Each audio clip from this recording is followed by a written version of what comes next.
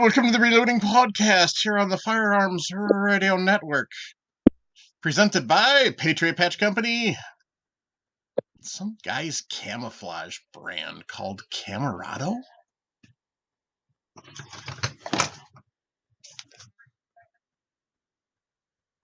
Nice.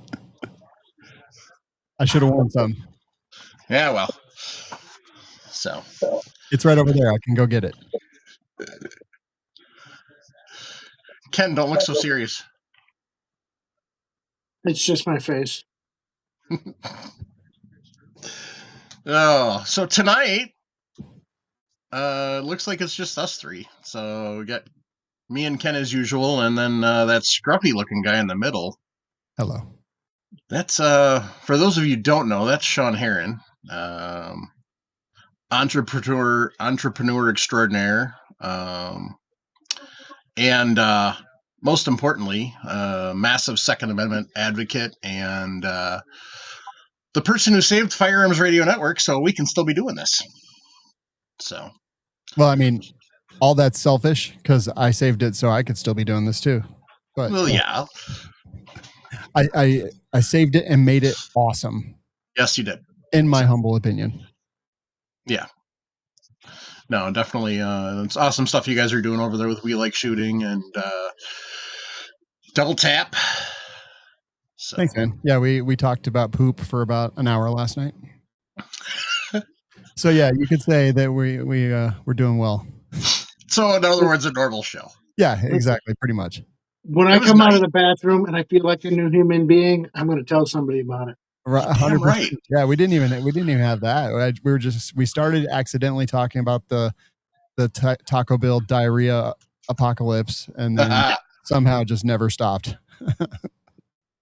And now I've done it to you in your show. Excellent. You're welcome.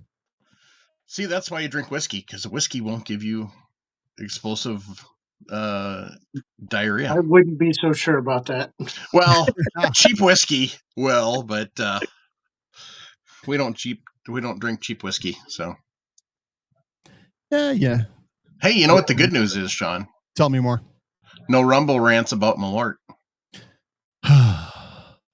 Yeah, I don't know. Like, I don't want to get off on a tangent or anything, but the amount of people that have sent me reels from Malort now, every time I open Instagram, it's nothing but reels from Malort or about Malort. All the guilty are Malort. Yeah, like it's out of control. It's not like I like Malort. I just, it's for shock value. And did you see there's a guy out there? He started taking a soda stream and fizzing up alcohol. Yeah, I saw that one. Yeah. He's the guy that also I think he started out, his content started out, he was using a Brita filter and he was taking whatever. Because a lot of times you could take a crap alcohol, run it through a Brita filter, and it actually tastes okay. It did not save Malort. Makes it better. Yeah, it did not. It also didn't save the chocolate Crown Royal. Yeah. Oh God, did you see the one where he fizzed the Crown Royal? So the wife went and found another bottle of Crown Royal chocolate, brought it to him, and laughing the whole entire time. And he fizzed it up, and he damn near vomited. It was hilarious. So there's a comment that came in about liking new looking beard. I haven't even trimmed it. Like, it's this, I don't know. So, I mean, thank you, I guess, but I didn't know I did anything different with it. I mean, I let it grow into the point where it bugs me, and then I take the trimmers and I cut it real short. And the only reason why I have a beard is because I don't like taking the time to shave. Yeah. And I would love to be able to grow one of those big, glorious beards. I can never get past a certain point. My wife thinks it's a miracle that I've got to let it go as long as this. But there gets some certain point where it just bugs me, and I gotta take the weed whacker and trim her down. But yeah. I used to keep mine about maybe even a little shorter than yours. And then COVID happened, my barber closed, and I was just like, you know what? I think I may never shave again. I don't know. And then I ended up with this monstrosity. And well, so my hair and my beard are all done by me. We bought a pair of trimmers for a cat that had some problems. We never used it, and it was cat, like it said it was for pets.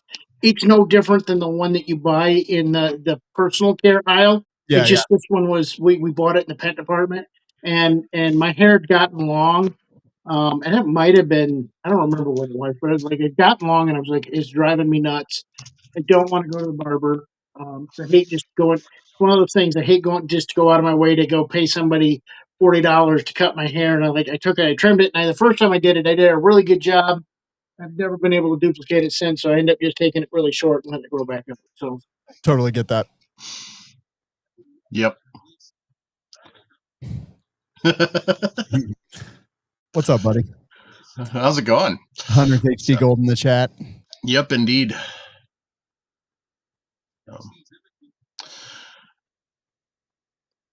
I love mine. Mine are in my range bag, but yes, I love mine as well. I wear them every time at the range. That's where mine are too. Ken's actually a dealer now. Yeah, I was looking up his website before the show, and I see that. Mm-hmm. my everyday glasses, Nice. they're blue. They're very nice. I need to go to the eye doctor because I'm old as hell, and my vision's not bad per se, but it's not as good as it once used to be. And so I need to go to the eye doctor, and then I need to get some prescription Hunter's HD Gold. Yeah, because that's absolutely what I'm going to wear. Yeah, this fall, I'm going to use some of my lovely HSA money and get me a pair of the polarized sunglasses and prescription. So nice. If you do, use coupon code WLS is life. Absolutely. Just kidding. Sorry. that was out of it's line. kind of like a habit for you. You hear a vendor and you automatically just spit the coupon code out. So yeah. Besides, it's all the network. So yeah. No, I really like them. I think they're great. Oh, yeah. They're my favorite glasses, my favorite shooting glasses that I've ever had. I've been wearing them since 2022. So very cool. That's awesome, man. I hope that I didn't come on and derail the show. I hope that's how it always is. No, the first few minutes is usually a derailment, about 10 minutes. So perfect. Good. So why did we have you come on the show? No idea, bro. I don't know. There's this thing you started. So for those who don't know, Shawn has been a instructor for what, 10 years now? Let's see. I want to say. I mean, I've been a firearms instructor for maybe 11 now. Medical instructor since 2016, I think. Yeah, so 10 years. Yeah. So, and Shawn, being president of the network and everything, and that duty's right there. It keeps him, busy. But everything he's got going, he's very busy. And so one of the things that Shawn has been doing is trying to figure out a way to get his excellent course out there for the masses without him having to travel all over God's green earth to do it. So, Shawn, what did you do? Yeah. Ultimately, I created. So I've been teaching my Civilian Medical 1 class all over the country since I think 2016 is when I did my first class. And it's a lot of fun. It's one of the most rewarding things I do. I think that teaching people how to do medical stuff is one of the greatest possible gifts that I've ever gotten, to be allowed to be able to do that. And I just can't be everywhere. I can't take the time necessary to always fly to other states and, take time away from my family, my life, my businesses to go do that. So I guess since maybe like 2018, I've thought I should do an online medical course.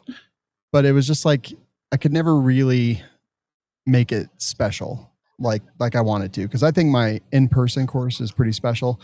And I know that that sounds really arrogant, but like I think it is. And I've got hundreds and hundreds of 5-star reviews that kind of say the same thing. And I just I figured if I couldn't make the online course special, then I just didn't want to do it. So I don't know. Maybe about a month ago, I spent the previous 6 weeks and I just created my own e-learning platform, and I created my own curriculum, expanded my civilian medical 1 trauma course, built a like game engine to do scenarios and things, and just really finally was able to deliver what I consider a very special online trauma course that just, teaches the basics, the fundamentals, and not just medical, but like mindset and how to think and how to react in traumatic situations, how to respond to traumatic injuries, what's important, and just, ultimately the goal at the end of the day is to get home and have a beer and think about how great that was when you helped those people. And that's the ultimate goal, and that's the goal of the Civilian Medical 1 trauma course, is to do that. And I think that it's pretty special. The students that have been through it so far finished. The reviews have been glowing and outstanding. So like I think that it's I think I accomplished my goals, and now it's out there. It exists. It's the thing that people can do. I want to team up with instructors and creators and have them, like, basically you can sign up as a partner, and then it brands the website to your brand or whatever. And, so that way, say firearms instructors, like a lot of them have interest in teaching medical stuff, or at least offering medical classes to their students, but it's really difficult. So this way you can offer medical classes to your student with your branding and the name of your company and your logo, and also, make money off of it, which is a very important thing. So that is what I did. And now I'm just out, trying to share it with people, and sign up instructor partners and sign up creator partners and sign up students and just do all of that. So I've kind of been just going around, and it's kind of cool to own the Firearms Radio Network, because then I can just be like, hey, if anyone wants to talk about it, let me know. Indeed. Yeah, when you were rolling it out a couple weeks ago on the show, I was listening, and I was I had actually the next day I was going to send Kristen an email when she sent me an email. So, nice. But yeah, I mean, definitely first aid is, and this is kind of beyond first aid. So this is, kind of, you want to kind of explain what this is versus, like, say, your local Red Cross first aid, CPR first aid, or even the Stop the Bleed. Yeah, this is more like Stop the Bleed. I'm also a certified Stop the Bleed instructor, a certified first care provider instructor, and it's more similar to those. I don't teach any basic first aid in this course, because that's just not what it is. And the Red Cross has amazing first aid classes. So really what I teach is two separate concepts. The first one is SAFE, SAFE, and that stands, and these are all acronyms just because I think it makes it a little bit easier to remember. So SAFE is the things you do in a traumatic incident, or where there's a traumatic injury, or just kind of anything. And SAFE stands for safety first, activate help, focus on the injured, and evacuate. And you do the things in those orders.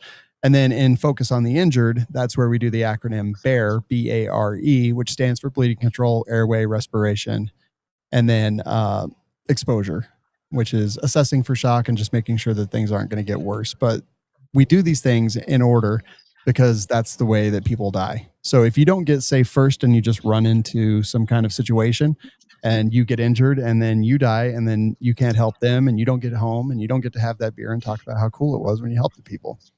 So it's really, like I said, it's about mindset. There's a ton of medical knowledge. There's a ton of mindset knowledge. There's a ton of activities, exercises, 109 videos and demonstrations. It's in multiple languages. You can listen to the class. You can watch the videos of the class. You can read the class. I just tried to make it to where it worked for every single person's learning style, and you can mix and match. And yeah, I think it's pretty special, and I think it's a very, very important knowledge for anyone in firearms, self-defense, just everyday people. I think it's pretty special.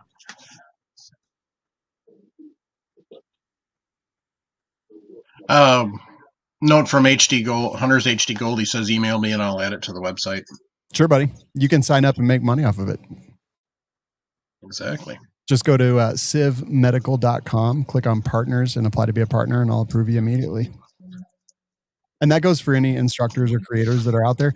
Like, I really do want to team up with you, because I think this is very valuable to have. So absolutely, if you're interested at all, please go apply for the partnership. I'll approve you. And send you a code for the class so you can make sure that you're actually offering something that's valuable. And if you don't think it is, totally fine. Not a problem at all. Okay. And that goes for you too, Mike. Sign up for Reloading Podcast as a partner, and then you'll get access to your creator dashboard. And when you sign up, and like the class is $150, and that's take it yourself. It's, I don't know, like, I think you could get through it in about 8 hours, but if you're really concentrating on it, working on it, you can it could definitely take a little bit longer. You can take it at your own rate, at your own speed, and you have access to it forever. So I think that's pretty awesome. Now, if you sign up as a creator or a instructor partner, for every student you sign up, they get a 10% discount, and you get paid $20 per student. Because this is not a massive moneymaker. This is a passion project for me. Yeah, it's important that we get it out there as much as possible. And if an instructor or a creator like really values this knowledge enough to share with their audience or their students, like, I want them to make money off of it. So that's what I did. So I make just a little bit over $100 from a student if they sign up through a creator or a instructor partner. Shallow Creek Outdoors wants to know, he's a volunteer firefighter. Would that help in our situations like medical emergencies? Absolutely. So in my in-person class, I have taken, I've had come through the class ER doctors, surgeons, combat medics, trauma nurses, regular nurses, EMTs, paramedics, and all of them have walked away with new information, new knowledge, and just a new mindset, or at least a different and modified mindset. Mm-hmm. Originally, I mean, like I said, for my in-person class, I have hundreds of reviews, and a lot of them are from people from those walks of life. I think it's very valuable. I've taught this to church groups. I've taught this to firefighters. I've taught it to a bunch of different people. And in fact, I also have the ability for organizations to sign up for like multi-seat licenses. So for example, if you have a church security group, you can click on the org and buy like 5 seats. And then you have access to those seats for a year, and you can just assign it to people as they come through your security team and let them take the class, so that at least they have that knowledge to start. At least they know how to respond in some kind of emergency, if it's medical or something like that. That's a nice setup. Yeah. So I really think that thanks to Dooley from the AR-15 podcast, he was like, you should do it for agencies and organizations. And so I set that up to make sure that you can do that as well. Yeah. So here's a question for you. Do you have, to go along with the class, do you have like recommended kit items? Do you have different, do you have places people can go to get different things you've talked about in the class? Yeah, absolutely. So in the class, there's an entire lesson on, so we talk about the tools and products that you may need, how to use them and all that. We talk about all the different tools and products that you can use to treat to help with bleeding control, airway respiration, and exposure. And then there's an entire lesson on med gear and IFAKs and trauma bags and things like that. Just talking about, what do you really need? What are the benefits of some of that stuff? It's an entire lesson, I think maybe 100 slides that just really talks about all that important stuff. And, I've through Medical Gear Outfitters, I have, they've been selling my civilian medical trauma kit. It's one of their best sellers for 6-7 years. And, it's a great one. There's all kinds of great ones through a lot of great suppliers. There's a shop on here that I plan to add more stuff to as well. And I don't actually sell this stuff because, again, I'm not looking at this to be like the business that supports me. It's just my passion, and I want to share it with the people. So there's all kinds of content about the products and stuff that you need. If you have a question about something specific, I'd be happy to talk about it. So, okay. Is it drop shipping, or are you just promoting the company with your job? I literally just send you to their website, and I link to products that I like and that I think are good.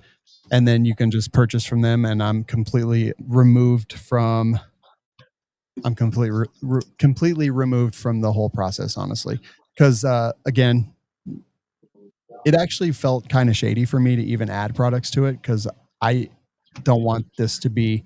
I don't want somebody to sign up, use $150 of their really hard-earned money, and then immediately get the upsell. Oh, you should buy this, and you should buy this, and you should buy this. Like, it just didn't feel right to me. But I had several people respond to me and say, "Hey, look, like, you've taught them about all these products.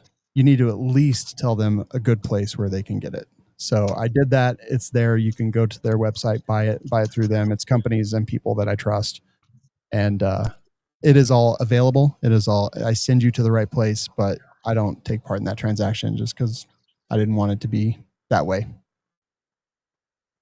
that make sense? It's a great way to do that, right? I mean, Yeah. because so much of what we're doing anymore is, oh, here, check out this product. They lead you in with the free stuff or whatever, and then they, you walk out and you're, feeling like, well, geez, I could have gone to Vegas and spent less money and got more out of it. Dude, I didn't want it to feel like a timeshare upsell at the end. So Yeah. like I did put it out there, but I just send people to places that I trust.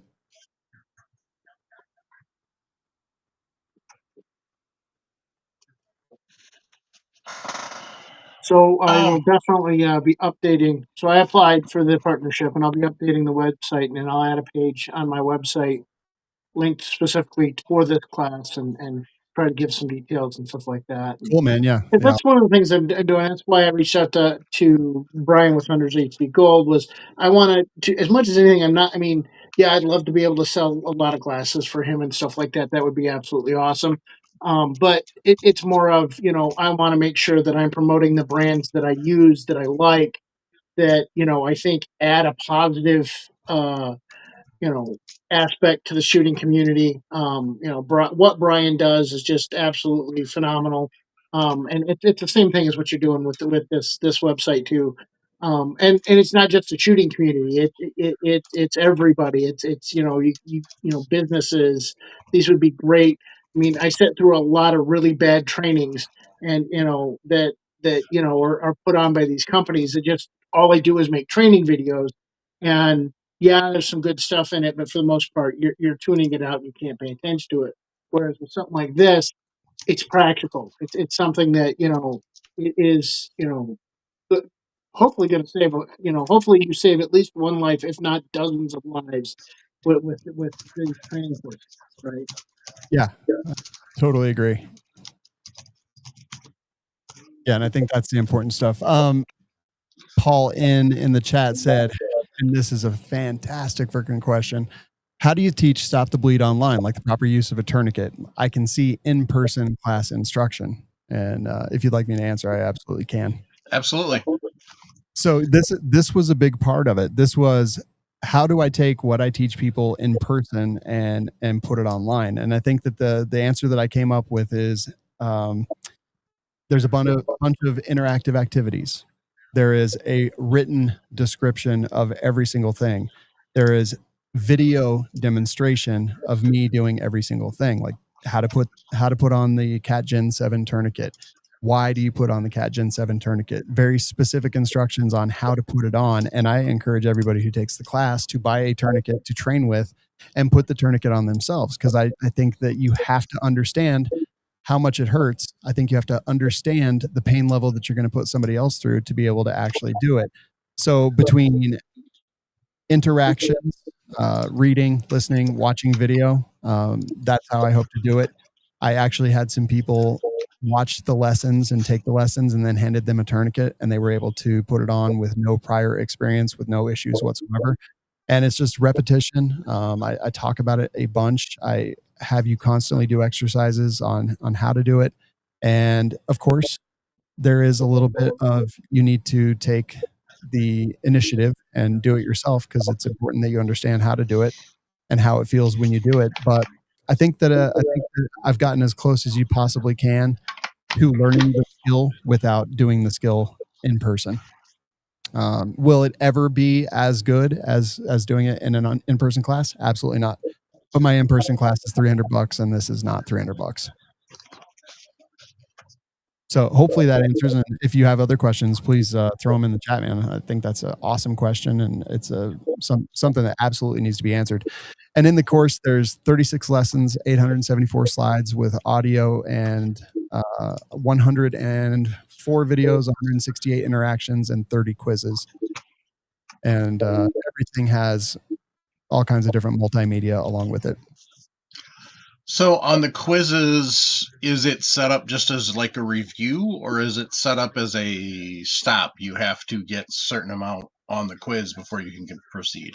It depends. There's both, but Okay. most of them are stop. You can't continue till you pass the quiz, because if you don't understand how blood loss affects the human body, like, you probably shouldn't be learning how to put on a tourniquet. Yeah. But you can take the quiz as many times as you want. It stores your progress the entire time. So every single time you take the quiz, it stores what you got on it, so you can always see your history. And yeah, it just, some of them you can move on. Sometimes you have to pass it before, but you can take it as many times as you want. Okay. And you said there's no time limit. So if somebody starts, starts the course, today or tomorrow, and then, whatever gets in the way, and then you can pick it back up a couple months from now. Yeah, you have no time limit. When you pay the $150, or if you buy it through an instructor or creator, you get it for much less, but you get lifetime access to that course. Okay. As long as I exist and the course exists, you have access to the course. So Dusky Econ, yes, he hangs out here too. Wants to know, will there be any additions to the work? Do you pretty much have everything in this that you think is necessary, or will you be adding other subjects or topics? Yeah, so Civilian Medical 1 will exist as, so I also built in change logs. So anytime that I update course material, it will email all of the students exactly what changed with a link to specific lessons, so they can retake that lesson to refresh themselves. I plan at the very minimum to update it 2 times a year to make sure that I'm teaching the most up-to-date intermediate, just like the most up-to-date skills on every single thing that I teach. And anytime that I update it, everyone who's enrolled in the course will get an email with specifically what changed. And I've already done it just since I launched. So some of the students have already gotten an email saying, hey, we updated this. Go take that lesson if you would like to. Excellent. Shedlow Creek Outdoors wants to know, would that count as continuing ed credits? I'm not sure what the criteria for that is. So you would have to look with your own agency, see what the criteria is. And then if you know specifically what that criteria is, I could probably answer that a little better, but I'm not sure at this point, just because it depends, I think, on the organization. Dusky said, put updates in bold like the FWC brochure. Yeah. In the email, you'll get exactly what changed. So that way you don't even have to go retake the lesson if you don't want. You'll just know exactly what changed. Nice.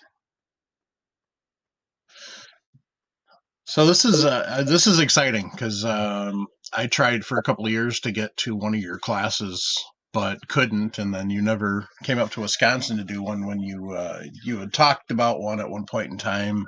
Yeah. But then Des stepped away from being a sponsor, and I know that changed. Not that your relationship with Des changed, but the fact that you were going to come up and kind of do something with them. But yeah, that's the problem. Is it is genuinely tough to get away. Yeah, I've got 19 full-time jobs, but I can only actually do 17 of them. And doing the medical stuff is a full-time job, because it's, day of travel to get there, get set up, get the local supplies that I need, make sure that the location is good to go, teach probably one day of courses, then another day of, one day of class, and then another day of class for a new batch of students. And then, clean everything up, put everything away, fly out the next day. So it turns into a pretty quick week every time I taught a class outside of Colorado. Yeah. So yeah, it's tough. And the amount of people that have reached out to hey, can you come teach this class? You know, it's like I start to feel bad. I don't want to tell people no because I think this information is so valuable. Mm-hmm. And there's just not a lot of places that people can learn it, right? Like this is a unique skill. It's a unique thing. You can take a Stop the Bleed class that takes 4 hours. But yeah, it's pretty tough. So I think this is the best that I can do to bring the class to as many people as want it. And then some, I've been thinking about maybe like, as I go to other events for my main job, I can maybe do like a scenario day where we just meet up and do scenarios for students who've taken the online course. Okay. Perhaps. Yeah, that'd still be a big undertaking. So I don't know. That'd be kind of maybe like a once a quarter thing for you. So. Yeah. If I'm already in a state, I can just take an extra day and it's not that big of a deal. But yeah, because I think the scenarios are where you do the most learning. And I did create like a really awesome game engine is what I call it. Yeah. But it basically, you run through the scenarios and, you know, you have to make decisions based on what you see. You have to do treatments based on what you see. The way I was doing it as I was developing the course is as I would do the scenario on the screen, I would also apply the skills to myself. So if I was putting a tourniquet on someone's arm in this scenario, I was putting the tourniquet on my arm in real life just to get that extra practice. Okay. Now here's a question. Yeah. Are you using a training tourniquet? I always, yeah. So I have an entire bin of training tourniquets, and you never use your training tourniquet for real life. Like they're single-use things. You put it on, and then people at the hospital take it off, and you buy a new one and move on with your life. Can you use a tourniquet more than once? Absolutely. But does the chance increase for it to fail if you use it more than once? Exponentially, in my experience. So always have a clearly marked training tourniquet, and always keep, you know, new unadulterated tourniquets in your medical trauma kits.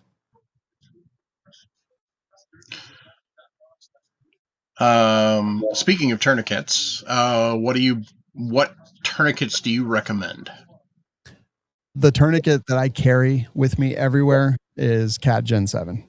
Okay. North American Rescue. It's just kind of it's kind of become the gold standard because North American Rescue is like really good at marketing, and you know, they're really good at doing a lot of different things, including making tourniquets.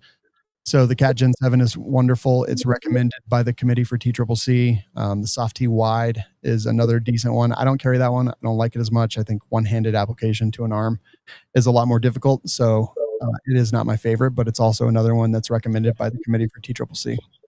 Okay. And then, yeah, I mean, dude, there's like, I'd say there's probably 20 mass market tourniquets out there, but CAT Gen 7 and Soft T are probably the top two. What do you carry them in? It depends. So I have a bunch of different methods and ways that I carry them. And I have an IFAK in my truck. I have trauma bags here at the shop. I have a IFAK in my range bag. I have an IFAK in my backpack. I have an IFAK in my suitcase. Some of them, if I'm just wearing shorts or something, there's a vacuum sealed trauma kit from Medical Gear Outfitters that I carry in my cargo pocket with a CAT Gen 7 tourniquet separate. Some people use ankle kits.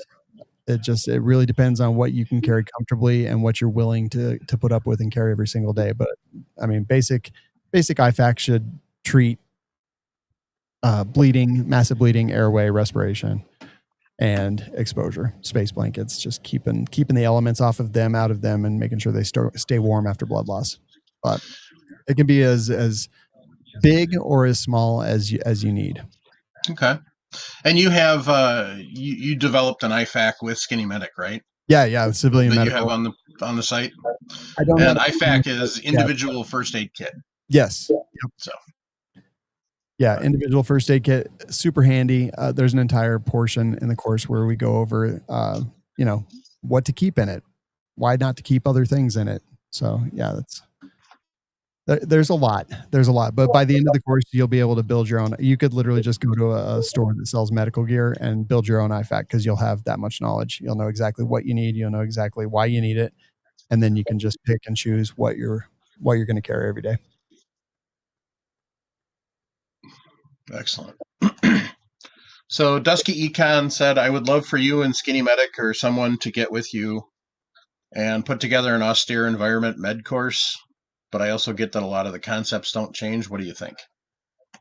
Yeah, that's a great idea. I built this e-learning platform to support a number of classes. I've already got the second class underway, and it's not a secret. It's K9 first aid. Excellent. Yeah, it's and it'll be much less expensive. It's just like how do you treat your dog if they get injured? And unfortunately for us, dogs they can be very hardy, but also very fragile. So there's certain things you can do, and that class it'll be like $15. Are you covering dental in that? I don't have that class completely written yet. Maybe. What do you mean specifically? Like say, so here's my mess. Part of the reason why I'm not going to goals is, Gracie is getting a molar that she just broke while chewing on a toy. She's getting that extracted on the 27th. And then also, the other little dog is getting 4 teeth pulled the same day of my mom's surgery. So yeah, I definitely won't be teaching that in the course because I think. Well, no, I'm not talking extractions, but like what to do. Say they damage a tooth while you're out, or they get a piece of wood stuck in their mouth, that type of thing. Yeah. I'll cover some of that. Okay. Just because dogs. You can cover everything, but it would take an incredible amount of time. Yeah, for sure. And one of the things about dogs that people don't understand is a dog in pain reacts way different than the dog you know and love. Oh yeah. Yeah. So it really comes back to the same concept: safety first, activate help, focus on the injury, and then evacuation to the next level of care. Paul wants to know: is your course tier 1 or tier 2? I guess I need more info on the question. I don't know what tier 1 or tier 2 is. Yeah, what definition are you using for that, Paul? So even in TCCC that the military teaches, I'm unaware of any concepts like tier 1 or tier 2. Yeah. So like we have TCCC, which is tactical combat casualty care. We have tactical emergency casualty care, which is more for police and first responders, things like that. Then we have obviously stop the bleed, first care provider. None of them are necessarily tiered. Yeah.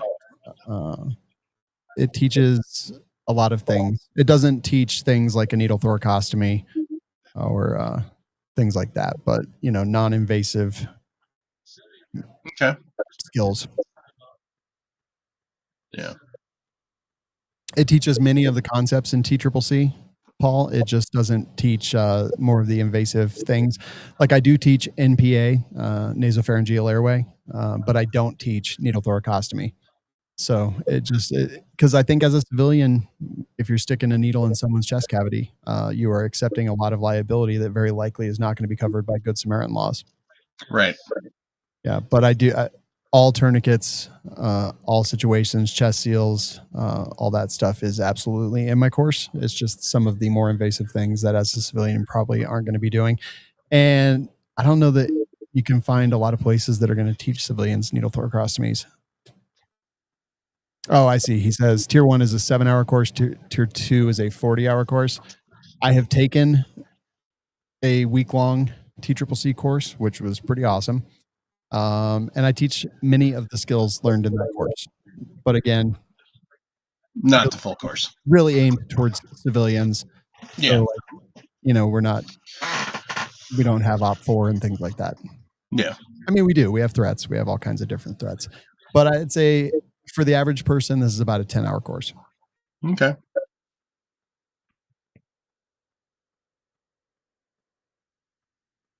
Trying to think if I have any other questions. Ken, you got any more? No, nothing I can think of. It's fun, especially reloaders, because you need to learn how to do one-handed tourniquet application. Mm-hmm. Just in case something goes wrong. Right. But yeah, like, what are all the possible injuries like a reloader can experience? So the ones I'm aware of are obviously a kaboom, which is what nobody wants. I think crush injuries, Yep. big deal. And like, what can we do for a crush injury? Stabilize it, support it, and get to the next level of care, or amputate it, I guess. But that isn't taught in this class. No. Puncture from a decapping pin. I've seen that. Oh yeah, God. I mean, that was beyond ridiculousness that they punched the decapping pin right through their finger. Oh, I don't know how you do it. My buddy Nick, he crushed his thumb in a reloading machine, like so bad. I think it's finally getting back to normal, but it's taken months, and it was bad. Yeah, I've never even pinched a finger. That's nice. So eye far, injuries. Yeah, eye injury is definitely something. There's if you're not wearing your safety glasses. And why do we wear safety glasses, kids? I will say I should have been wearing safety glasses earlier today. I got in one of those Caldwell clay shooter things. Claycopters, that. And I want one. I put it on full power in my shop in the warehouse downstairs. And I was like, I aimed it at the wall thinking, I've seen these things. It's not going to do too bad. And it starts spinning up, and it's just like building a crescendo, and it's getting louder and louder and louder and spinning faster and faster. And then it releases that thing, and it exploded like everywhere. So wear safety glasses always. It's a really bad idea. Didn't you hear the story about when Gresham, before they launched it originally, Gresham had it down at Range Ready Studios, where they do all of their different things. And Ryan had, what's his name from Caldwell? I want to say Tom, but I'm not sure. But the main guy from Caldwell that's been at all the gun cons and everything. And they launched it in the shop and blew up a fluorescent light. Absolutely. It was hilarious. I'm honestly surprised that the shards didn't break anything else. It broke up pretty well, but yeah, it was a lot. I didn't expect that. Now I'm a little afraid of it. You should be, because those things can be dangerous. Apparently. So I shot the first one on like the minimal power, setting 1, and then I cranked it to power immediately after that, and I learned a valuable lesson. Don't do it indoors. Yeah. So remember last year at GunCon, remember how high the backdrop was? Yeah. So they let me play with it for a minute, and I cranked it to full and shot it straight up. It went probably half again as high as that cliff was. That's just crazy. Straight up. Yeah. And I'm like, yeah, I could have way too much fun with these things. I was shocked how far it went. Yeah, it's a pretty impressive and pretty robust little thing. So, heck yeah. Yeah, they're pretty cool. Dusky Econ said, Claycopter about to get a stateside, to which my immediate thought was, before Jeremy. Exactly. Every inner city gang member that gets a stateside before Jeremy. Right. It's not even an accomplishment for them. Was he back last night? Yeah. Mustache in full effect. Oh God. I just trimmed mine down because it was getting way too bushy. Yeah, his is. It's great. Yeah. I had a good old Wilford Bromley stash going on. I'm like, no. That's what he's got going on. It's the best. I love it. But yeah, Civ Medical is the website, by the way, civmedical.com. Yep. I put it in the chat. So. I'll approve your... There it is. It's approved right now. Awesome. And your code is RLP. So anyone that... sorry, my doorbell's ringing. Anyone that signs up through using RLP, they get a 10% discount. And it's already approved and out there, so you're good to go. And then I'll approve yours. Awesome. As well, Ken. Perfect. And I'll make sure to work on that from tomorrow. I'll get it link set up. Yeah. And you'll have your own dedicated page. And yep, absolutely. So you both now have your own dedicated page on the site. and you can share those links with anybody. And again, they get a 10% off coupon, and you make money off of it as well. So Raggle Fraggle earlier asked if you were here to talk about 3D printing. Sure, absolutely. But Dusky Econ just wanted to know. He goes, Shawn does some reloading, right?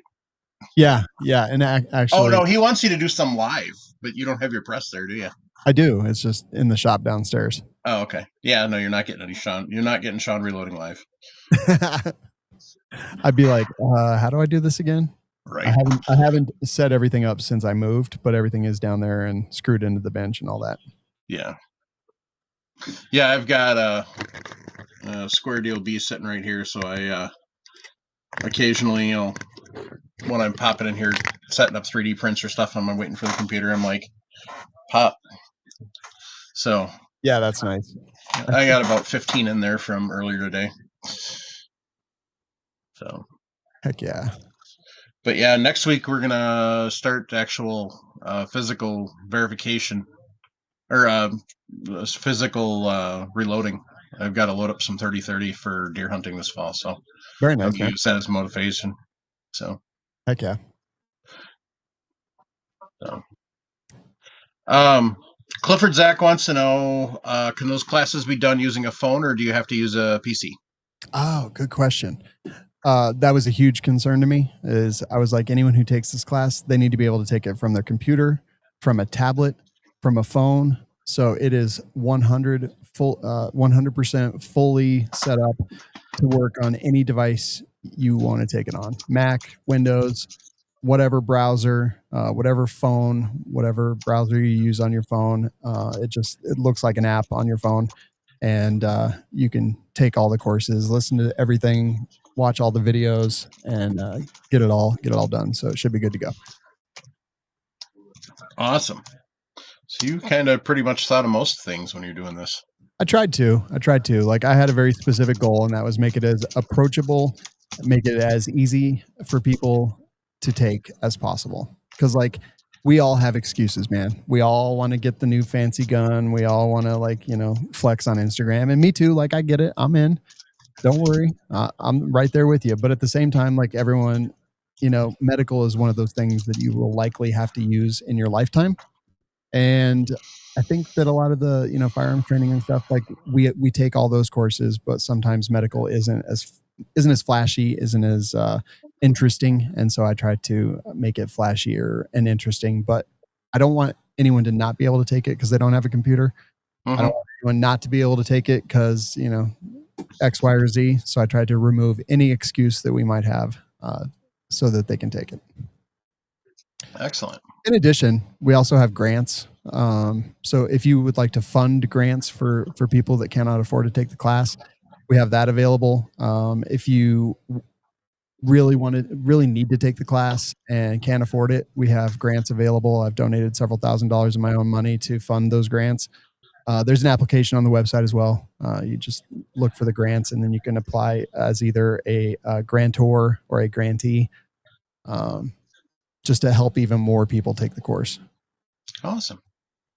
So that actually just made me think of a question. And this is more of maybe you haven't considered it, but have you considered offering a way to the class where you can, you know, like have an organization to essentially offer it to their employees, right? Yeah. Where they pay a larger fee. Yeah, absolutely. If you go to the front page up at orgs in the menu and you click orgs, it's basically annual training packages for teams. And so there's different prices. So you can buy like 5 seats to the class or 10 seats to the class or 15, however, and you can assign those seats to the individuals that you choose to. And then if they leave the organization or whatever, and that seat opens up, you can just invite someone else to that seat. And that way, for government agencies, for church groups, things like that, it's a more economical way to do it for the changing face of like agencies and organizations.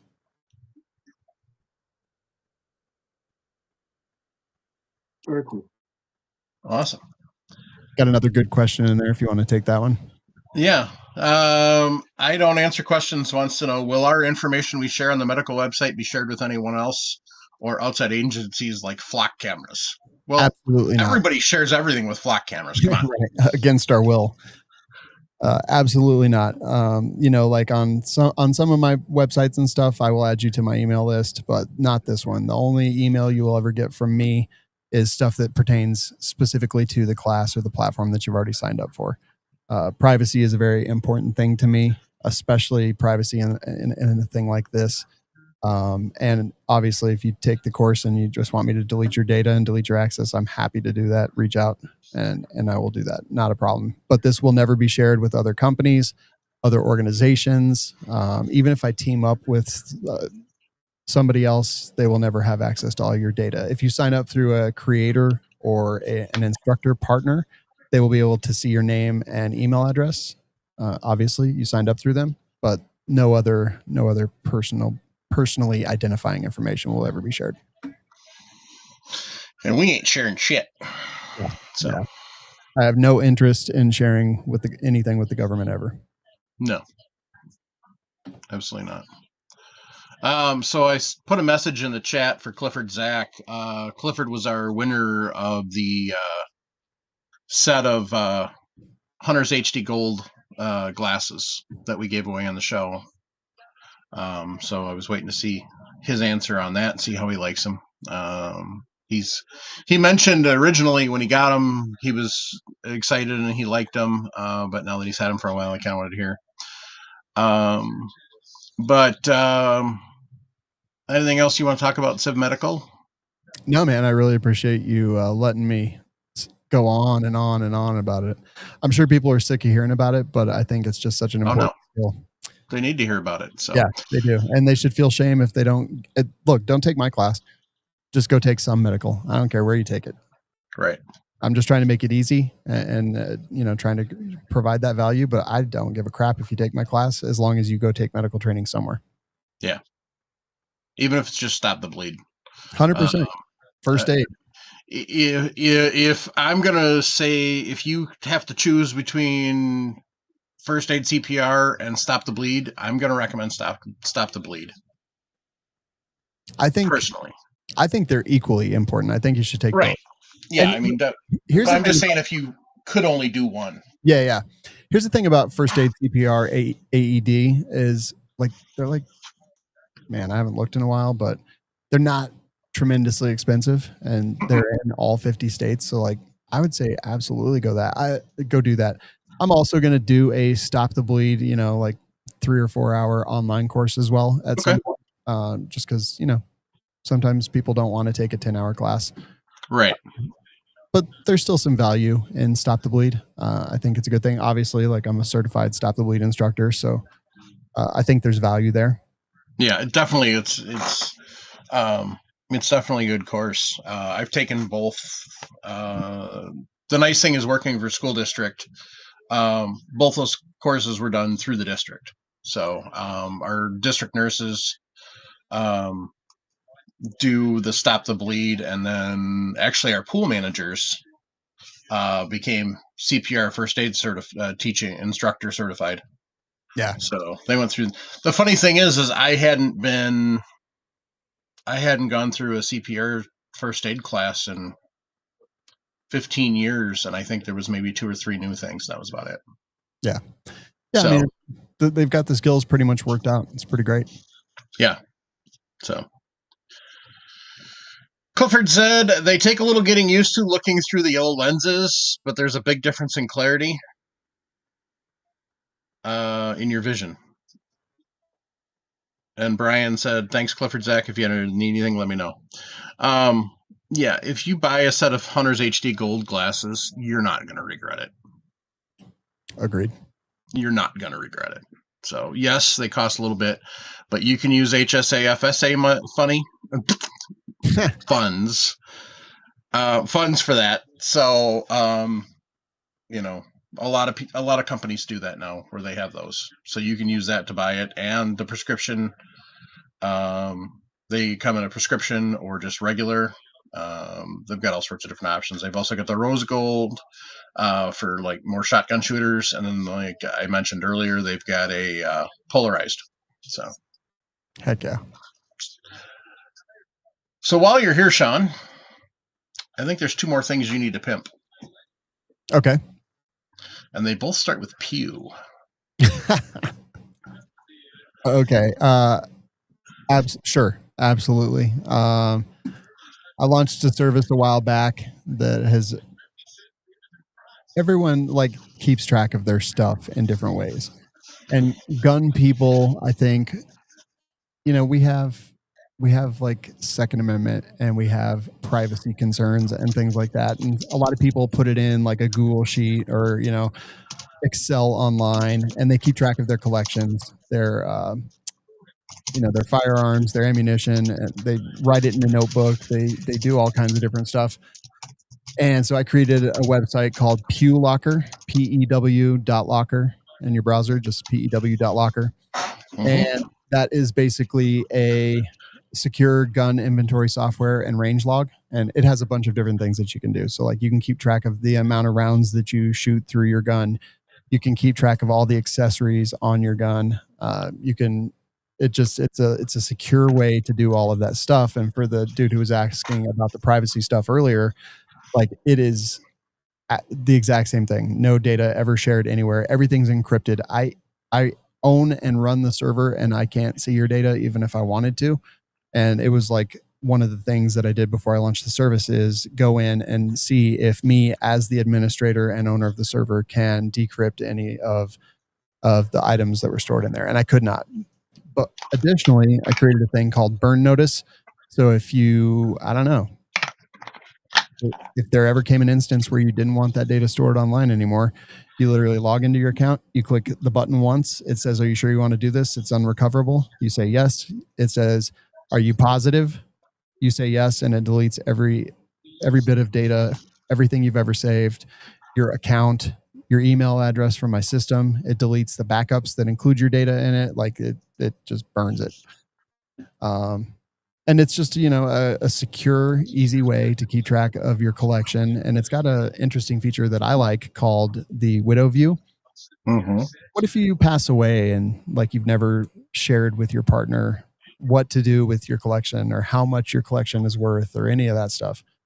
And this basically allows you to print out a sheet to keep with your will or in a safe. Like you need to keep it secure because it'll allow anyone who scans the QR code to see your stuff.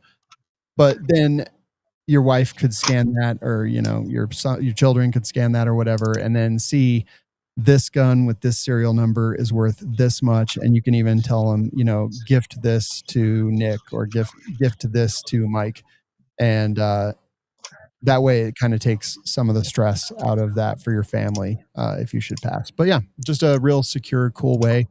I've done a ton of updates to it lately and just released a brand new interface on it today. So I'm really proud of that one. It's taken off. It's doing really well. And if that's something that you're interested in, go check it out. The other one, Pew Report, is that? Yeah. Well, actually, there's three. I forget about Pew Report. What's the other one you were talking about? Oh, I just got this email and it's got this goofy looking 80s guy on it. Deal Bro. So Pew.deals, PEW.deals. Yes. Is the place where I share all of the best deals in the firearms industry. And I've actually been working on this one for the last week, just improving it, making it better in every possible way. So now, for example, if you see a deal on there that you like and you click on it, it'll literally show you all the other locations where you can buy it and how much it is. And it'll even find you the best price for everything. So Pew.deals, PEW.deals in your browser. It'll show you all that stuff. And then Pew Report is the best source of 2A news on the internet. It goes to over 58 sources on the internet, pulls all the Second Amendment, freedom, gun rights, gun products, all into one place. And you can just basically visit it every day, see everything that's going on in the news. You can tune your feed to only see the things you care about. So if you don't care about politics, you just care about guns, you can literally tune your feed to only see those things. If you just care about 3D printing guns and stuff like that, you can just see that. Or you can see everything and filter and search and read articles. And I use it every single day. Most of my buddies use it every single day. It's just the best way to stay up to date with everything that's going on in the gun world. So yeah, Pew.report, Pew.locker, Pew.deals. Dusky had a question. Dusky Econ said, can you use the locker for reloading components? There is a category called other, and I guess you could do it there, but it's a pretty good idea. And I have been working on it a lot lately. So maybe I add something like that.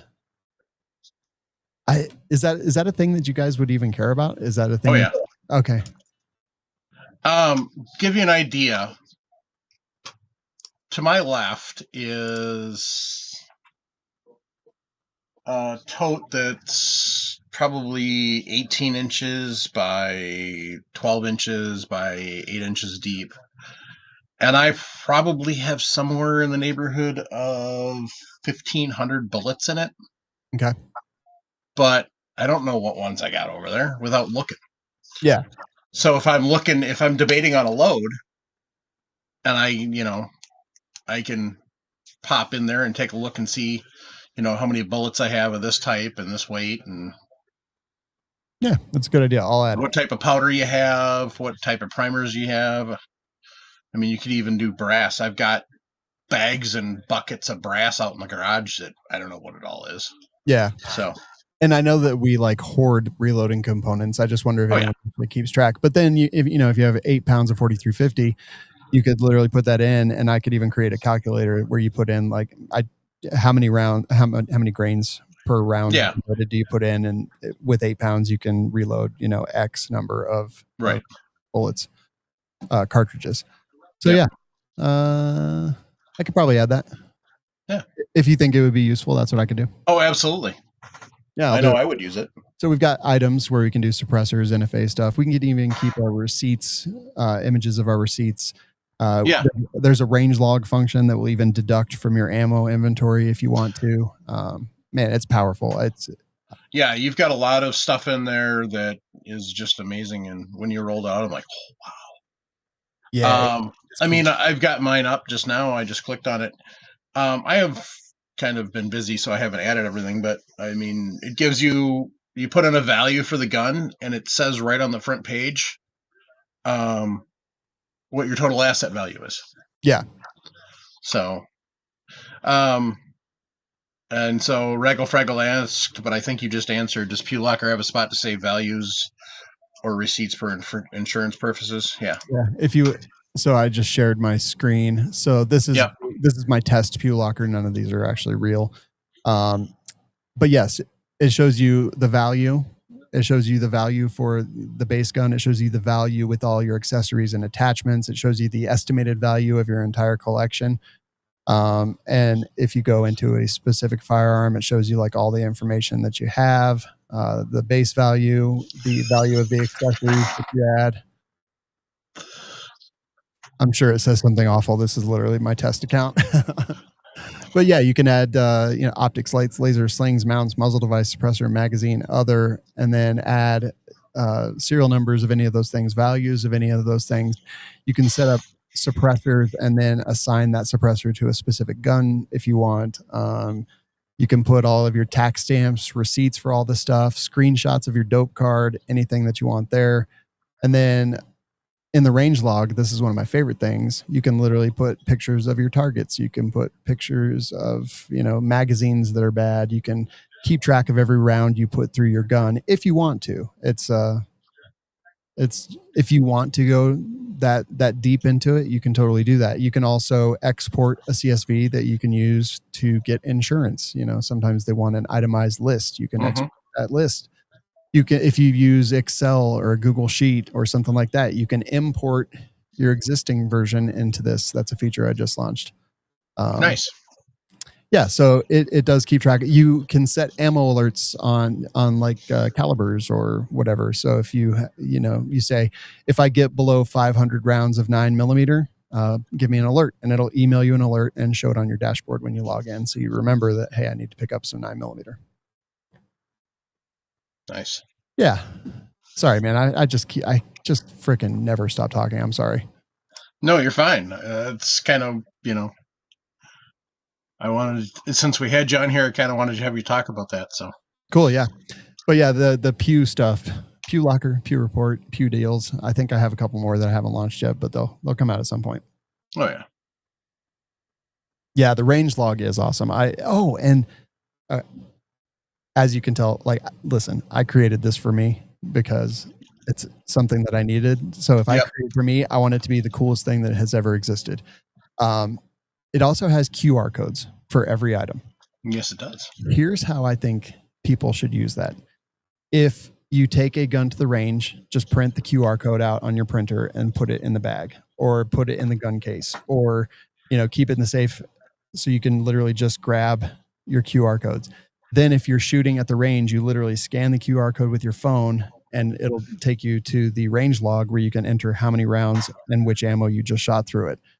And, or if you're having a problem with the gun, you can literally scan that QR code and then enter, hey, I was having this problem at this time. And then literally it's there tracked and categorized for you, for as long as you have the service. So you can actually see the history of the gun, any problems you had with the gun, how many rounds you shot through the gun, and the QR code just takes you directly to it, which I think is very cool and very valuable. It also does it for ammo. So if you're having problems with a lot of ammo or a box of ammo, you can literally go there and keep note. So yeah, I think that's pretty cool. Yes, you just set up an account that you can get in from any. This is a question from Shallow Creek Outdoors. Yeah. You just set up an account that you can get in from anywhere, just in case of house fire, natural disaster, and don't have your phone or PC. Absolutely, it is stored on my servers, and I know that's going to turn people off. I totally understand. I am not forcing you to use it. It is totally your choice if that is something that you want to use. And again, this one works on mobile. It is optimized for mobile, so it just if you bring up the website on your phone, it looks like an app.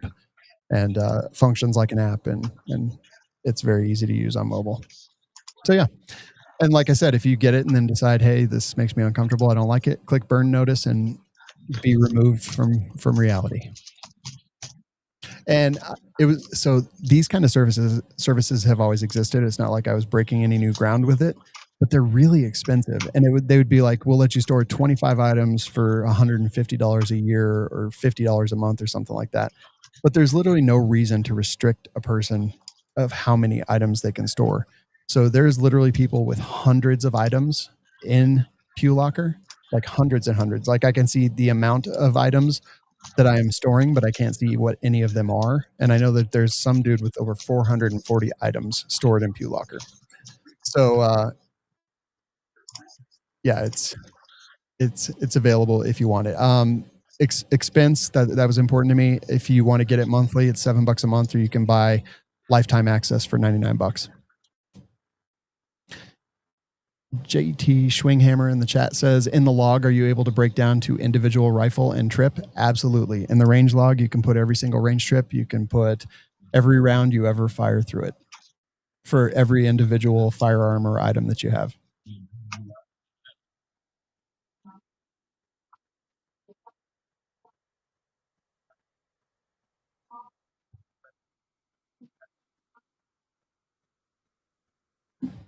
I think I'm done.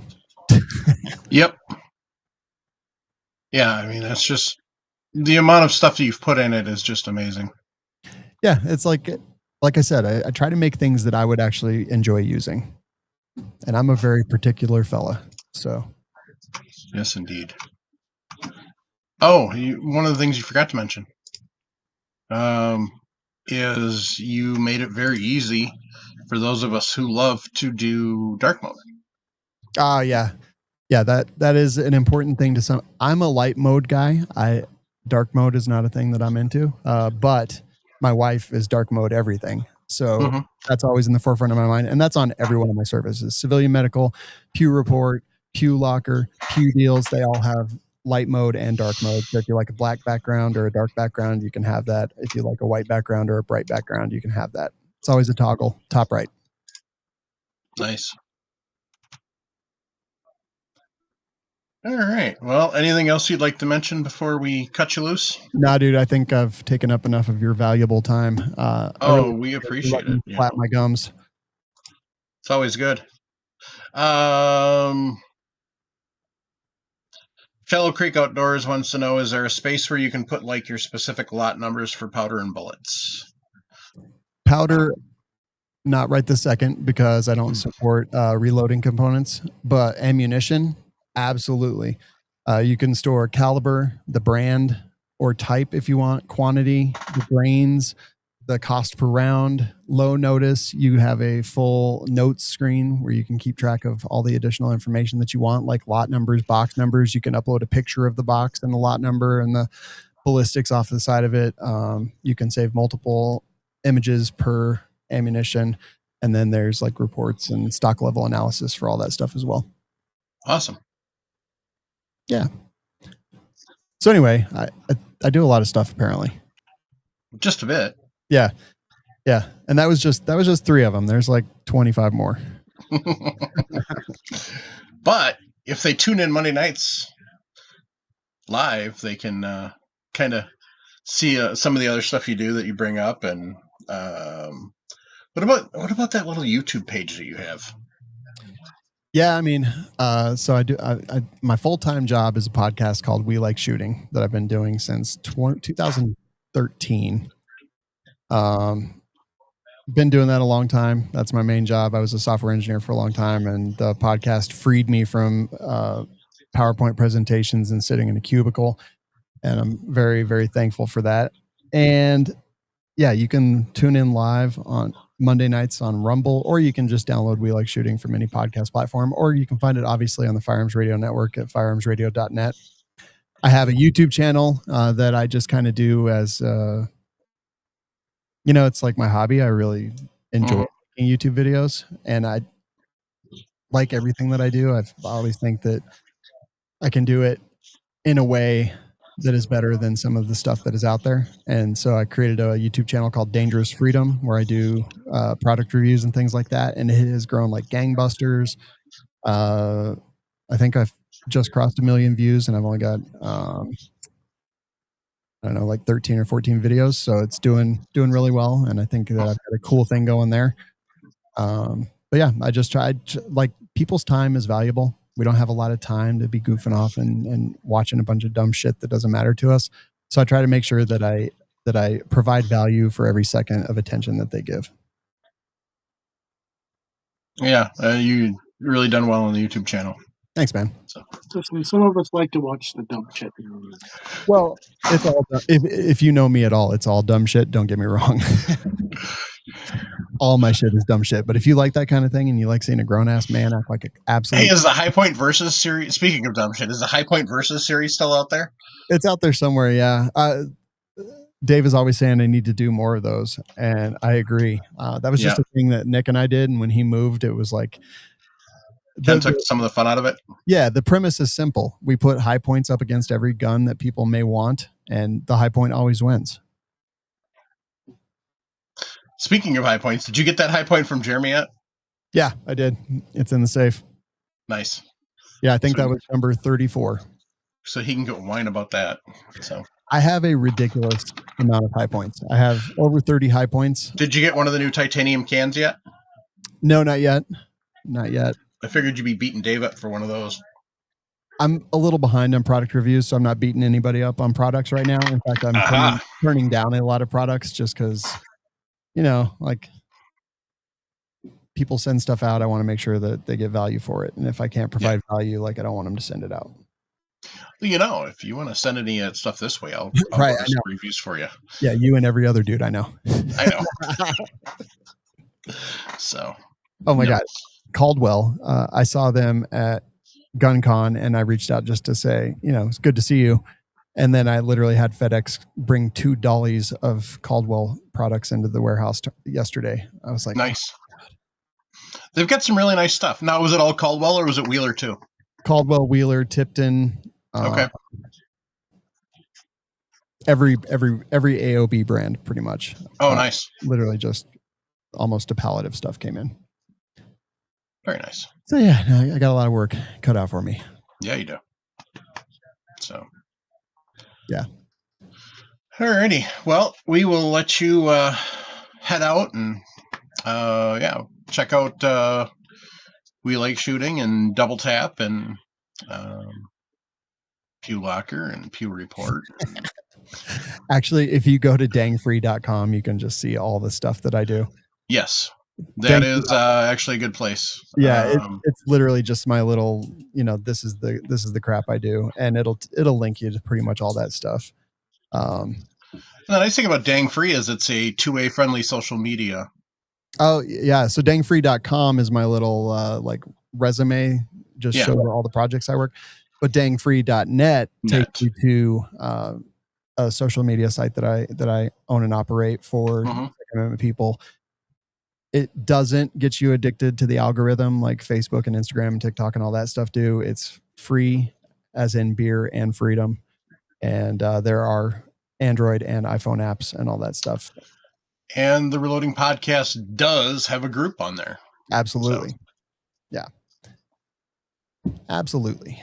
So there's a lot of fun. A lot of good communities on there. Check out. So, all right, Shawn, we'll let you get out of here. And thanks again for stopping by. Thanks, fellas. I really appreciate it. Thanks for letting me blab for a while. And thanks for caring. I appreciate it a lot. You bet. Absolutely. Talk soon. Bye. So, Ken. Yeah. What did you do? I think you're referring to where I spent most of the last 10 days in Nebraska. Yeah. Why the hell would anybody go to Nebraska for that long? Well, I mean, it was hotel to the classroom to the hotel. I ordered pizza at least twice because I just didn't feel like going anywhere. Casey's for breakfast or the hotel, depending on which one I was in the more mood for. And that was about it. So yeah, I spent 8 days in Nebraska learning from Bob Marvel. There's some big names in the shooting communities, particularly surrounding the 1911 platform. Primary being, obviously John Moses Browning. And then you also have a guy out there by the name of Jim Clark. He's pretty well noted. And then kind of Bob Marvel, and those are the real big names, right? There's some guys out there that are in may need to be in the discussion, but those are the big three, right? Browning designed it, and Clark and Marvel perfected it, type thing. I would be willing to bet that both Clark and Marvel know more about the 1911 platform than Browning ever did, and that's just because Browning sold it and went on to something else. Yeah. So yeah, I spent 8 days sitting in a classroom with 5 other students building a 1911, which I have here in front of me. And actually, you'll notice that I'm going to point out the blemishes before anybody sees them. Some blemishes on it. I'm not sure what happened. It's a stainless steel frame slide, and I bead blasted it, and something at some point got on it, so I'm going to have to sand it down and re-bead blast this. Not a big deal. Did you try degreaser on it? I didn't. Try that first. Okay. Yeah, I can try that. So now it's fairly common when you first bead blast a gun like this. Right. You'll get fingerprints on them, a little bit of oil. But yeah, I can try a degreaser. That might help. But anyways, so spent the time trying to get it in the frame. In the class, we basically took a frame. It's a Bob Marvel cut frame. The slide, I'm not sure who the manufacturer of the slide is, but it's all gunsmith parts. So if you went to Nighthawk and bought all the parts, it's very similar to that. In fact, I believe the frame is actually the same frame as Nighthawk. I just don't believe it's actually Nighthawk that. I know Nighthawk didn't sell this frame. Some of the parts are Nighthawk, some of them are EGW. stuff like that. So you can't see it, but on one of the grips, it has literally my name on it on the year. But yeah, so we built it. It's a custom. This is a essentially 1911. That if you were to buy this from a custom gun manufacturer, you're going to probably pay anywhere from $3,500 to $4,500. Right? Now the class is $4,500 in itself, but the what you learn is worth 100% what you're going to get the gun for. So it's like, oh, you take the class and you get a gun free, right? Yeah. So this gun, if I put it in ransom rest, should hold a 1 inch with decent ammo. Should hold about a 1 inch group at 50 yards. Okay. So yeah, we built it, did the trigger, everything on it. So we've got this nice little quick. What's the trigger pull at? What do you have it set at? It's about 1 pound 10 ounces. Okay. Oh, shoot, we can do this. So nice trigger, nice, good snappy reset. So it shoves the finger forward real good, real nice, crisp, clean break. I like that trigger. Yeah, it definitely. First couple times pulling it, it's one of those things if you're not used to that later trigger. And most people don't shoot anywhere near, and honestly, I mean, to be honest, a lot of people put a lot of emphasis on trigger weight, and trigger weight's a personal thing. And having a lighter trigger Absolutely. doesn't necessarily make you shoot faster or better. It just makes it's a preference thing. I knew I wanted it. I would have been happy anything under 3.5. We got it. It was I turned around, I got it, set it up. I went by feel, and got real lucky with when setting the weight. A lot of the guys were playing with the weights. Some of the guys wanted heavier weights. Another guy that was there, he's a bullseye shooter. He was going for 1.5 pounds at least. Wanted a little bit more than that, so he had to play with his a little bit because I think he came in at, or not 1.5 pounds, 2.5 pounds, because he's a bullseye shooter and he needs to make weight for competition. So yeah, no, we built everything out. I need to do a little bit of cleanup work because the internals got a little bit of the bead blast on the grip or on the frame, so I need to do a little bit of cleanup. Getting a little bit of stick on the that I wasn't getting there and stuff like that. But it's just because of the bead blasting, some of the grit got in there and hit some of the internals. So I just need to get in there and see them. But yeah, she's a nice gun. She shoots. We had so the first day you do slide to frame fit. Then the next day you're onto the barrel. And stuff like that. I think the first half of the course is almost exclusively just to dealing with the slide in the barrel. You spend at least 3.5 days on the barrel and the slide and all of that. Okay. The extractor, stuff like that. So the extractor is a big part of it. With a 1911, a large portion of your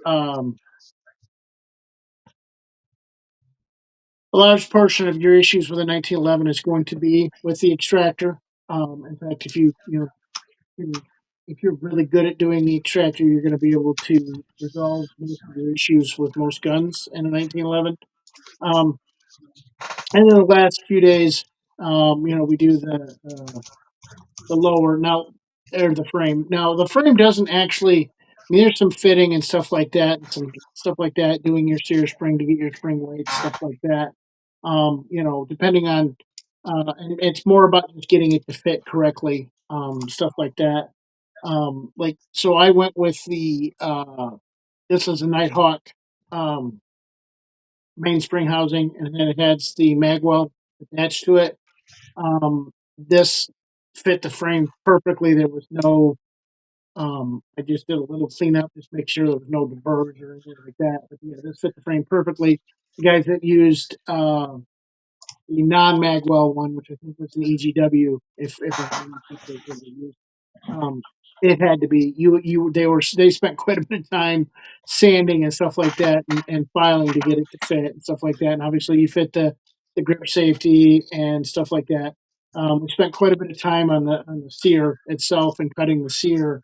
Um, you know, um, this particular gun has a marble cut on it. It's a cut that's into the back part of the slide. I'd have to take it apart to show you that. Essentially, it's a cut back there. It prevents common malfunction. It's one of those things that it's one of those malfunctions that easy to prevent with a marble cut. But it's not one of those malfunctions that you're going to have, once every several hundred rounds. It's probably once every several thousand rounds. But once you start to experience it, and it's a real easy fix that, simple mill things, not something you're going to, I mean, you could do it on your own with a file, but you're taking off a lot to do that. So you're really going to want to do that with a mill. Yeah, we did all kinds of cool stuff. Had a lot of fun in the class. It was 100% worth every cent. Like I said, it's 8 days. So plus 2 days of travel. So you're gone a lot. I noticed. So there are places that do 1911 build classes. Not sure where Eric is at.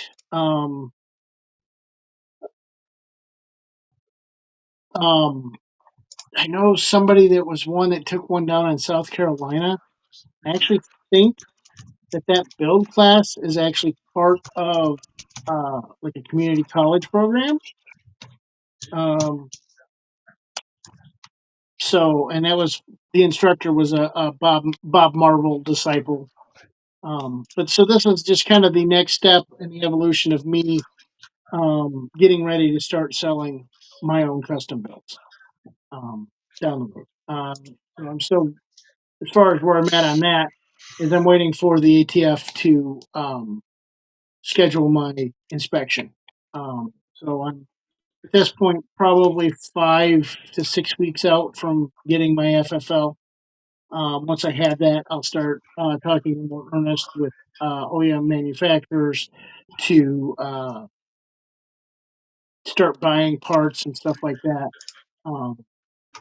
Love to be able to just cut my own frame, stuff like that. But that, is one of those machines that I would need to do that is, on the cheap side is $50,000, and honestly, you're probably not going to have a very good experience using the $50,000 ones. You really need the ones that are 150, $200,000 machines to cut those. So that is not in my future without winning the lottery and or figuring out how to get somebody to fund it. So.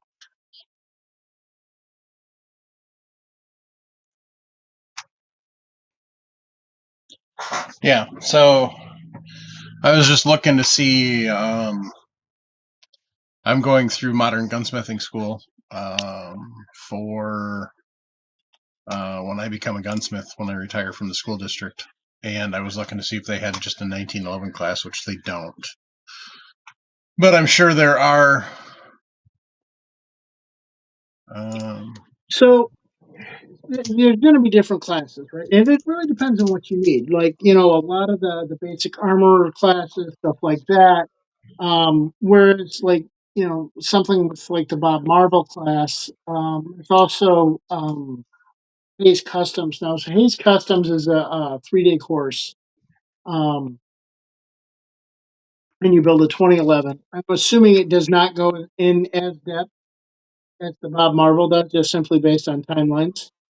Also, building a 2011 is a little easier than building a 1911, although they're a little bit more expensive as far as components. Gunsight, if he wants to go to Arizona, Gunsight does one.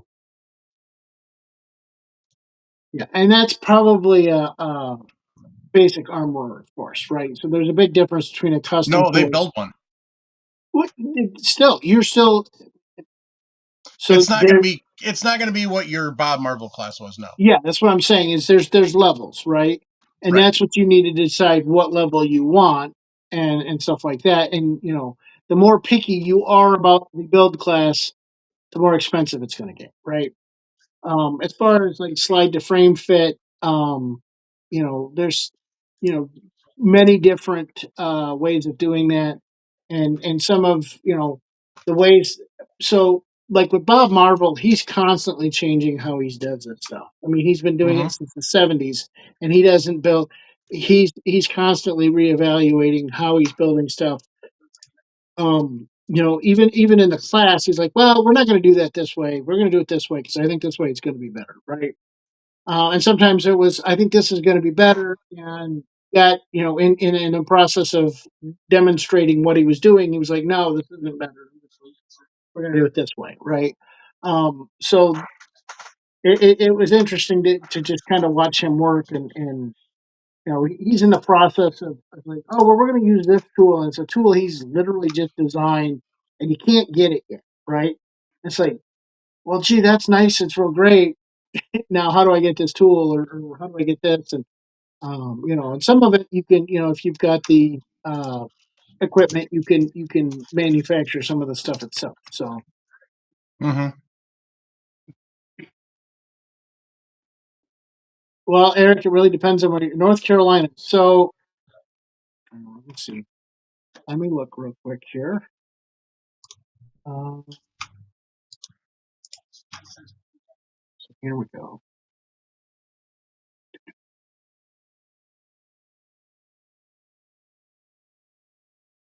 No. Here.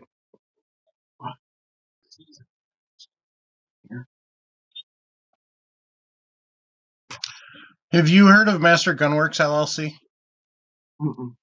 here in Wisconsin? I've not. Because he's got an online course that he's. Montgomery College, North Carolina. Eric. I don't know if that's Montgomery Community College, North Carolina. Instructor is Tim Davis.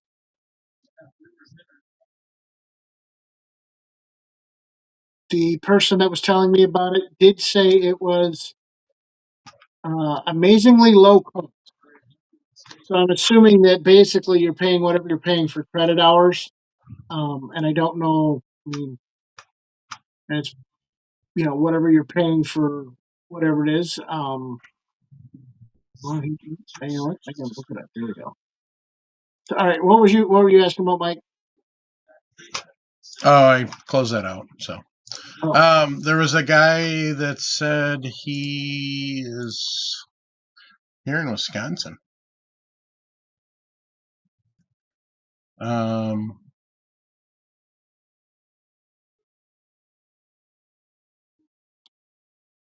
Master Gunworks LLC in central Wisconsin. Okay, he offers instructions. Yeah, online.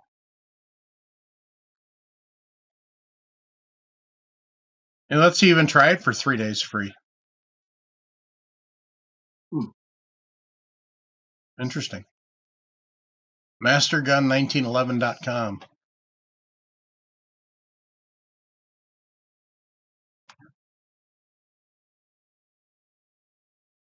So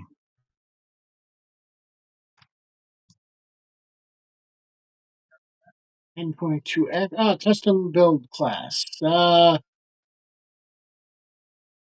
Looks like it's $256.60 to take that class. yep. Now, that's the cost of the class. You do have to pay for your build. Okay. So, let's see. At the end of the course, each student will have built and test fired a 19 peasant to provide various papers by build check. Required to purchase a kit provided by the instructor. The kit will, so they don't list what the cost of the thing is. There's probably going to be some variability on that. Yeah. But that is montgomery.edu.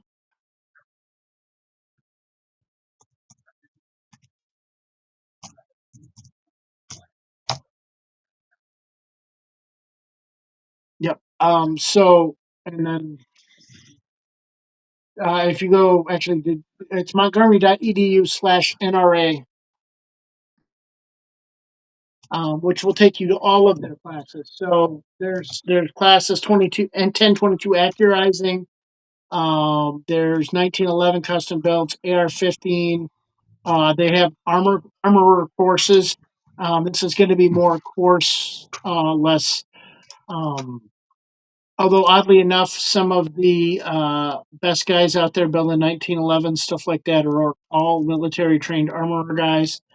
A lot of those guys, what they learned while they were taking that class is stuff that Bob Marvel was part of. Yeah. He had some really great stories, including when he was testing Glocks for, I think it was the military. He said it might have been one of the law enforcement things, but they wanted him to test Glocks. And part of the testing requirements that Glock required that anybody that did testing for Glock for a department had to have their Glocks delivered via helicopter and dropped 30 feet. So what they did was that the state police delivered the Glocks to him in a crate and dropped them out of a helicopter into his backyard from 30 feet. So obviously Glock was very but I mean, he's telling some of the stories, like everybody, oh yeah, you got to keep a 1911 clean, blah blah blah blah blah blah. No, if it's built right, no. They turn around, take it down to the river, put a string on it, toss it in the river, roll it out in the middle of the river, let it sink to the bottom, drag it across the bottom, right? Step on it a couple times when he gets it up near shore, pick it up, rinse it, like just shake it around in clean water, right? Yeah. And then test it. Wow. So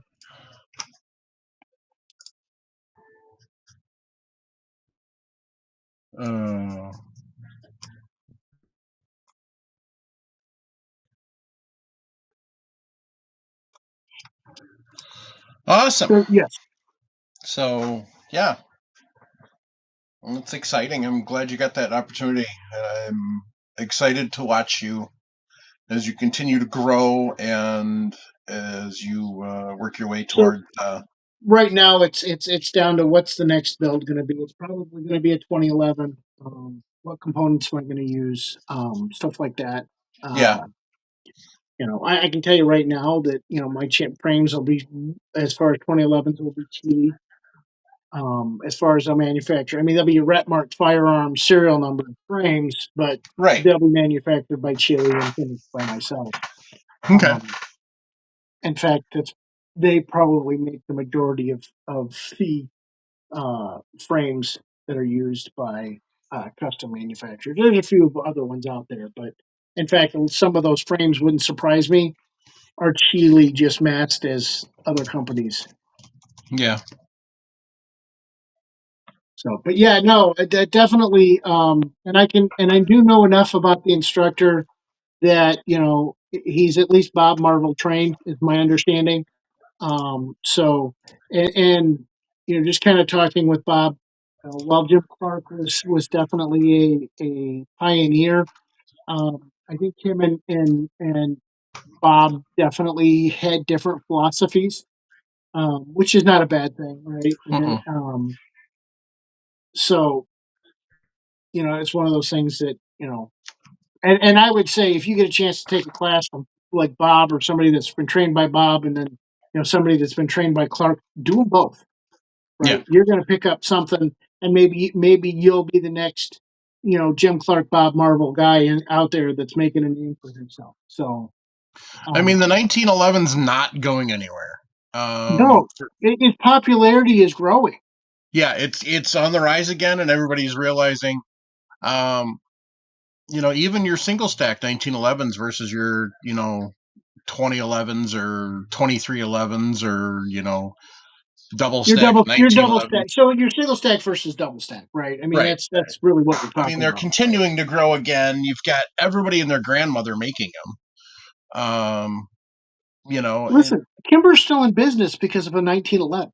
Oh, absolutely. That's the only reason. Well, that and the fact that they were basically the only company that had guns available for the first 6 months of COVID. Well, it's yeah. But allegedly, they're getting their QC under control. Same as Taurus is allegedly getting their QC under control. But so Kimber's always been a pseudo premium brand, right? At one point, they were a premium brand, and then they tried to be premium and large volume, and that doesn't necessarily hold true. I mean, it's kind of you have Staccato out there, which phenomenal company. They do a great job. They're still doing, but it, it's easy to become we're Staccato and overstep that where you're building faster than your quality control can handle, and you're not scaling your quality control enough. Right. And a lot of companies out there, was talking with Bob, and he's like, well, why aren't you talking to Bob about various companies? And most of your he didn't really talk much about, but he definitely did not have. I mean, he's hoping Rob Latham will help turn around Springfield, but he's not necessarily a huge fan of Springfield. He's not necessarily a huge fan of Colt. Most of the major manufacturers, but I think part of that is his mindset is you build the best gun you possibly can, right? Not just, and you can't always be a profitable business and take that extra step to do X, Y, and Z sometimes, right? Yeah. And sometimes it's like Colt going, hey, listen, we'd love to do that, but that adds an extra 4 hours of time, and that's our entire profit margin on that particular firearm, right? Yep. So and that's kind of the difference. What I was trying to get to is that do you want to be like an armorer, or do you want to be a custom? So I'm not planning on doing a lot of gunsmithing specifically, as far as like somebody brings me in something, like you bring me in a 1911 that needs something, and it's a factory 1911. I'm going to say, okay, listen, I'll spend a little time troubleshooting this. If I can quickly fix it, then great. If not, if I've got to go deep into it, and you want to do this, I'm replacing most of your internals. Yeah. Right. You may end up, the gun you get back may just be, your slide and frame, and that's it. Right. And that's because it's not where I want to be. It's not where I want to spend No. my time. Right. And you know what? There's guys out there that enjoy doing that and stuff like that. It's not where I want to live. I want to be able to, build, take a couple weeks, build a new gun, have it sent off, have it, whatever finish, bring it back, confirm what it's doing, and ship it to the customer. Right. I want to be able to, it's the goal is to build this quality gun right here or better, right? Yeah. Every time, and be able to ship to the customer, and have them maintain springs, your springs, your wear parts, those will have to get replaced, but everything else you should get, depending obviously barrel life I can't control, but generally you're getting 60 to 100,000 rounds on the barrel, and the rest of the gun should, you should be replacing the barrel before any of the other major components, right? Right. So it's going to be exciting. So it's going to be a slow process. It's not one of those things. Well, yeah, I mean, it's not like you're, you like you said, you're not part swapping. No.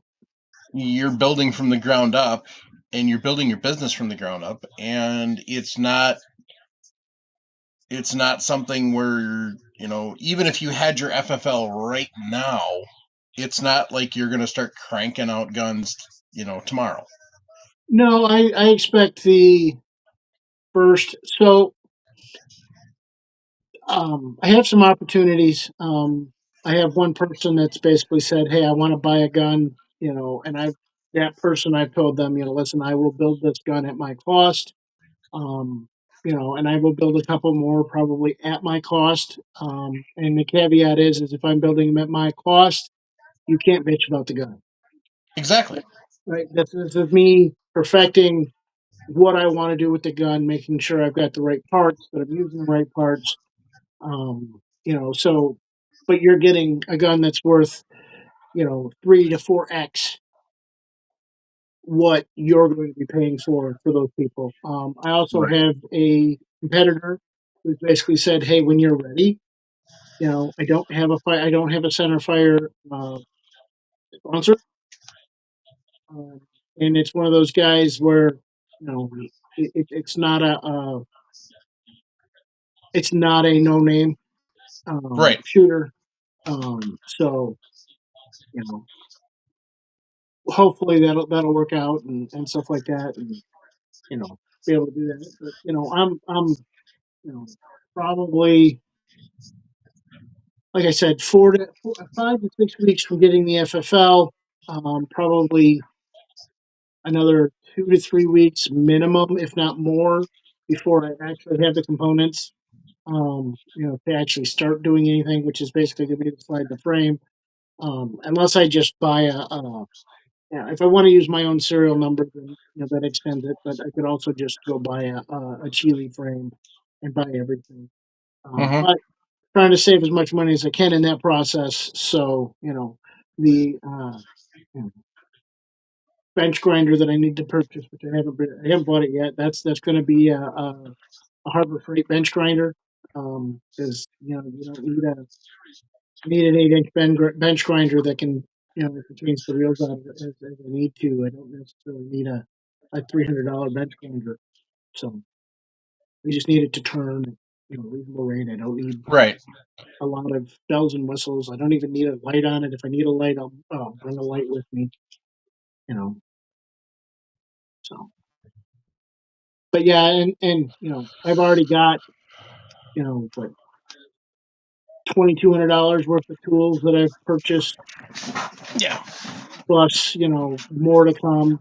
Got you helped me bring that mill down from Minnesota. That Yep. wasn't cheap. Nope. It's a slow, painful process. Yeah. Anybody out there that wants to help fund my business, more than willing to accept your money. Like I said, I'd open an OnlyFans, but nobody's paying to see this, and I'm just been trying to figure out how to open a OnlyFans that that works in reverse. Is you don't have to look at the pictures. Right. Yeah, I tried to figure that out, and I couldn't come up with something. So Yeah. So if it's listen, I'd sell my wife's feet pics, but again, I don't think anybody. 30 cal carbine? I have no idea. theoretically, I mean, you'd need the but barrel. not with a factory frame. Yeah, I would. I mean, It'd have to be a custom frame. I'm sure. I would think.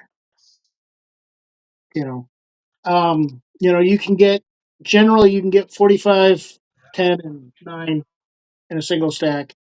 I'm assuming there's somebody out there that does something other than 9mm in the double stacks, but why? Right. The point of the double stack is to get the higher round count, and Yeah. the 9mm being able to run. I think depending on what you're running, and for base pad extensions, you probably can get up to like some of the open guns are probably running 27 rounds. I'm assuming. Yeah. Well, I mean, you do have double stack 1911 in 45 as well. I like I said, I'm assuming. I've never seen it. Right Paras. now, I've never looked for it either. Right. Para Ordnance made quite a few very good ones. And then when Remington bought them out, they made some really shitty ones. Kind of a theme. But yeah, I think there's a couple of companies out there now that are making them. Supposedly, somebody was going to make a double stack 10, but yeah, right. Whatever. 10 It's one of millimeters, those one of things those. that, listen, double stack 10, double stack 45, you're satisfying a small niche market, Right. right? Listen, the listen, the 10 millimeter fanboys, right, are just as passionate as the Glock and the 6.5 fanboys, right? 6.5 Yep. Creedmoor, right? They're out there. They're not they're not as many, but they're just as passionate, right? And that's fine. Everybody's got their preference. I'm the guy that I like one caliber. I don't want to have to stock a lot of different calibers for the most part. I mean, a Doesn't few, make sense. right? But and I'm not a collector, right? Um, as far as that goes, granted, given the option, there was the guy ended up with a Bob Marvel original gun for Bob after one class, and it was one of those things where it's like, oh man, that would have been worth collecting. But I mean, listen, one of his guns just recently sold. One of his original guns just sold for like 15 grand, right? He's got one that I know it's over in it's the museum. I think it's the Cody Museum in Wyoming. Yeah.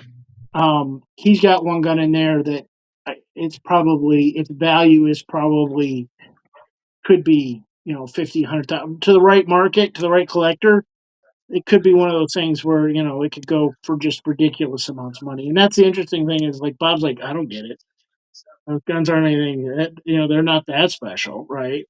You know, um, so it's interesting because he's a very humble human being and very arrogant at the same time. Yep. Um, so So, Odor will be back to normal reloading next week. So, as I mentioned back in April, we're going to expand some of the stuff we talk about. We're not going to be talking about reloading every week. So, that's kind of where we're at. We've been doing this 12 years. We can only cover the same thing so many times, so many ways before we're just literally redoing it again. So, we are expanding out a bit. The other option is we just stop altogether. So, and I don't want to do that. So I appreciate your feedback, Odor. Next week we will be back to normal basic reloading. So, Raggle Fraggle, Faxon Firearms. Off you go. Go get your barrel. So, Raggle Fraggle wanted a 5-inch barrel for a Smith & Wesson 2.0. So, but yeah. So like I said, next week we'll be back to reloading. So, but so thank you, Vanessa. So, all right. Well, we definitely, if you can go to Civ Medical and civmedical.com and check out the course and stuff there. And otherwise, if you go to firearmsradio.net/category/podcast/reloading-2, we'll get a link up there. Sean's going to actually have to do that because he's got it locked down. So, unfortunately, when all of us had free range to mess with our own pages, we had a couple people who didn't know what they were doing and really up the pages. So he's got it locked down now, so he makes changes. So he's going to add that to the Reloading Podcast page. I think that medical training is important, especially in reloading, because we are doing dangerous stuff. So overall, it was good. Pew Locker also very important because it allows you to be able to track your firearms and your ammo. And it sounds like he's actually going to look into adding reloading part of that. I would hedge my bets that it's going to be a few months before he does that because he is busy. So, but Pew Reports got a lot of good Second Amendment stuff. Not really relevant for Odor over in Iceland, but also, you got your other things. So you got your Dang Free website, and then you've also got Deal Bros, where you can get different deals going on firearms and stuff. So that's good things there. But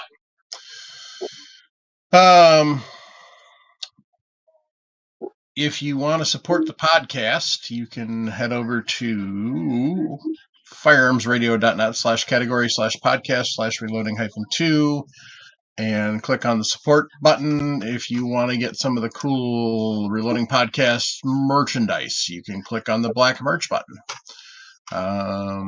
And that'll take you over to Southern Gals Crafts, where you can also find other great companies over there at Southern Gals Crafts. Also have their merch over there. So, like Rabbit Hole Precision, and you have stuff over there, Ken? I don't know if they posted it yet. I I've know you given were them talking about permission it. to sell my stuff. As far as like if somebody wants one, reach out to Southern Gals Crafts, and you can get any one of Yeah. my design, my logos. So more than welcome to do that there. I don't think they have it listed as far as the stuff goes, but then that's just more of I kind of ordered my stuff. It was one of those things that it's. I don't expect to. I mean, at this point, I don't expect to sell a lot of shirts. So, Right. it's So. more of I wanted them, so I had them for myself, and I paid for those. But if somebody wants one, obviously, you can reach out there, and they can do my logo on there and stuff like that. And I have given them permission to go ahead and sell those, and hopefully they can make a little bit of money off of those. Mm-hmm. Within a month, we'll have Reloading Podcast hats available. You can send me an email at reloadingpodcast@gmail.com. If you're interested, I don't have a cost yet. It's probably going to be $20-$25 for the hat. So I don't want to use cheap hats, so I'm looking at Richardson 112s, but I haven't decided for sure. So, but they are going to be a trucker hat. I'm getting ready. I'm working, trying to find somebody to manufacture mine, and I'm definitely liking this hat. It's I don't know what style it is, but it's more of like an athletic mesh in the back. Yeah, instead of just your standard trucker. So. Yeah, I don't like trucker hats. I never have. I don't like the mesh in the back. Yeah. It's fine. I mean, it is what it is, right? And so normally I go with like a baseball cap, right? And this is, I think, so I've seen them advertised. Different companies have them out there. Like one company advertises it as a running hat. But it's a trucker hat. It's just got doesn't have the regular plastic mesh in the back. Yeah, if I find one, if I find some, I'll send it your information. I'm working with somebody to manufacture hats, and I'm sure they'll have them. So. Okay, there you go. So, all right, gang.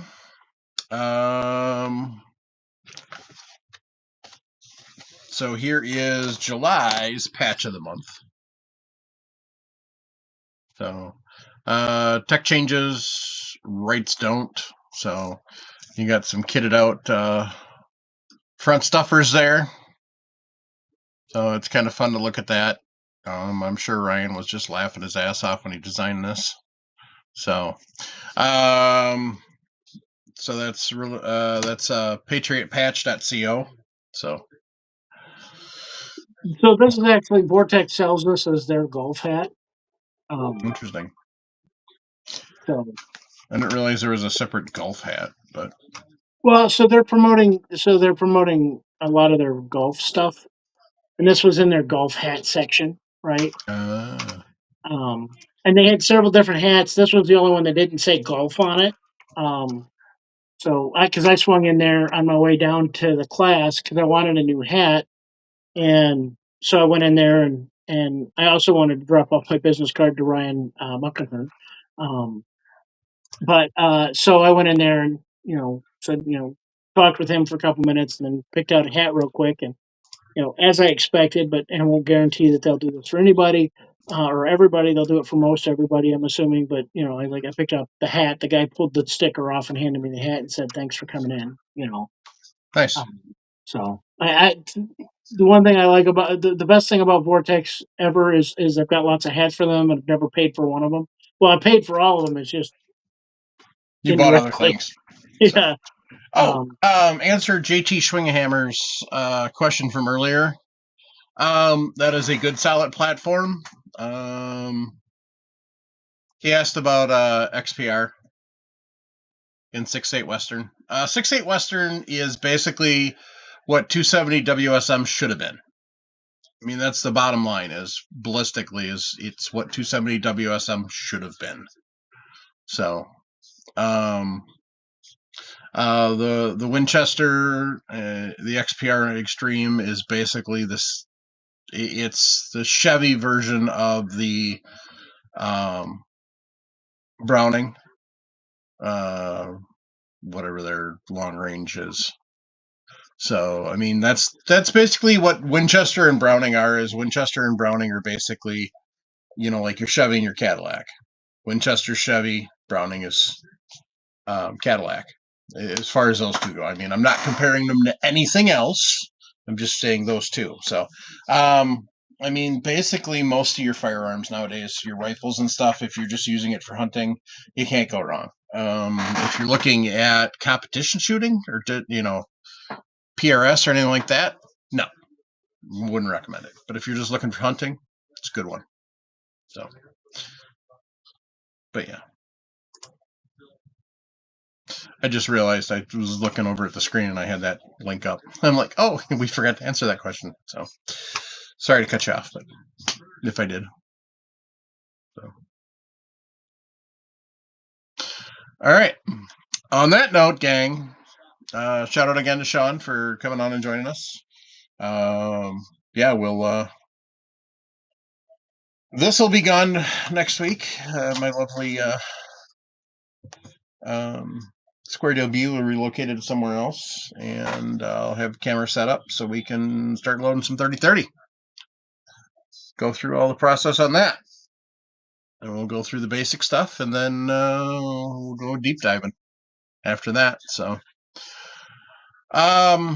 if you have questions about reloading processes, send us an email, reloadingpodcast@gmail.com, or you can send us a text or leave us a voicemail, 608-467-0308. We also have a Discord. That's probably the most active of all the social media. We are on MeWe too. We're on Facebook, Reloading Podcast Group, and Reloading Podcast page.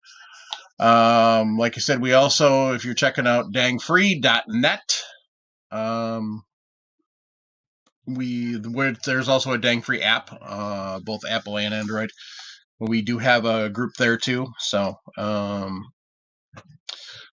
but yeah, lots of different ways. If you want to join Discord, send an email, reloadingpodcast@gmail.com is the easiest way to do that. If you've got reloading stuff you want to sell, or you're looking for stuff that you want to buy, we allow sales on Discord. So keep that thought in mind. Not on Facebook, though. So that'll get you banned. Anything else you want to add, Ken? Nope. All right. On that note, keep your brass shiny. Take some of the range with you. Support Second Amendment. Make sure you're paying attention to what your elected representatives are doing.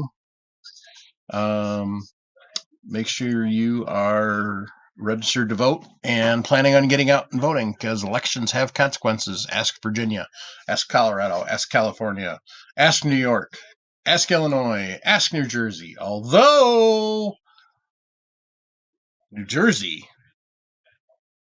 just got verschmucked by the Third Circuit. So check that out. One more thing. Unfortunately, we lost a big part of the brass production community. The gentleman who owned and founded Starline Brass passed away. So make sure you swing over there and give them condolences. He was actually on the podcast at one point in time. Great guy, a lot of knowledge. Fun guy to talk to, so had quite a few good conversations with him at SHOT, so, and a couple of NRA shows, so it's going to be missed. But the good news, he built a heck of a company there, and so they're in good hands. Most importantly, gang, if you're struggling, 988 or 1-800-273-8255 from a landline. Mental health is a serious thing. You need to take it seriously. You need to treat it seriously. Check it on your friends and family, people you know. It's okay to struggle, but don't have to struggle in silence or suffer in silence. So we want you here. We need you here. We definitely need you here. So take care. Have a good night.